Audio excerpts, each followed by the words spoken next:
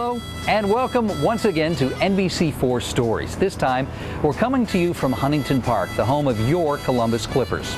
So for the next half hour, help us welcome in summer with the greatest of American traditions, the great national pastime. We're going to look around this park, which has been voted #1 by fans in the entire nation.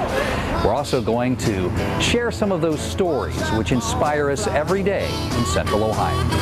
Knocked it out of the park, baby, yeah, he did. Late spring going into summer. Is there a better time of year? I don't think so. There's renewal and so much hope at this time of year. And let's face it, anyone's favorite team has a chance of becoming a champ. There's something else wonderful about this time of year, and that is the evenings when there's music in the air.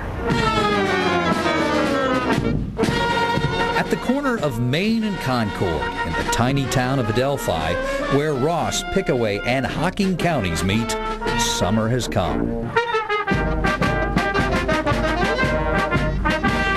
The Adelphi Community Band is putting on its first Sunday night outdoor concert of the season, like it did last summer, and the summer before that, and the summer before that, and so many summers before. This band has been together since 1880, in the same year that Ohioan James Garfield replaced Rutherford B. Hayes as president. This band played its first note and has been playing ever since. 130 years is almost unheard of to these days for a band. No kidding. The Adelphi Community Band has been together almost 3 times as long as the Rolling Stones. Now that's saying something. In fact, this is the oldest continually playing band in the state. On top of that, many of these members had fathers and grandfathers that played.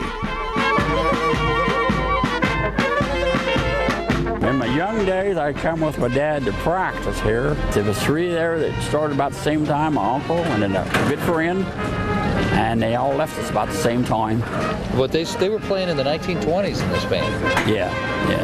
With its John Philip Sousa marches and old ragtime and Victorian-era classics, the band plays on old instruments and uses old songbooks, and they wouldn't have it any other way.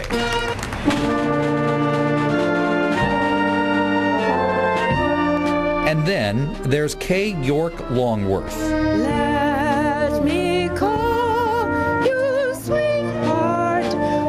I've been playing technically 70 years. This suffragette of song became the first female to play in the band, a title like the uniform she wears proudly, fully aware of the history and longevity of this group. This band, I wasn't there, in 1880 was playing 17 years before Sousa wrote the famous Stars and Stripes. It has played in these small towns and small festivals in front of small crowds for decades. Ice cream socials and celebrations weren't complete without the Adelphi Community Band. Years ago, it provided a lot of entertainment for people in towns so they didn't have TV and radio and all the facilities we got now. So here, where State Routes 180, 56, and 327 meet in a town of 200 people, summer has arrived, as it has for the last 130 years.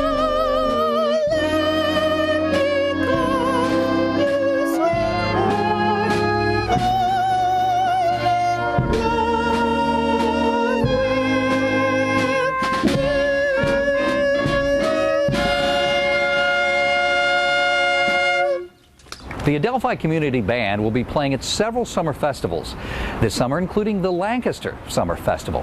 Now, as we have often said, NBC4 Stories is about telling your stories, including one by photographer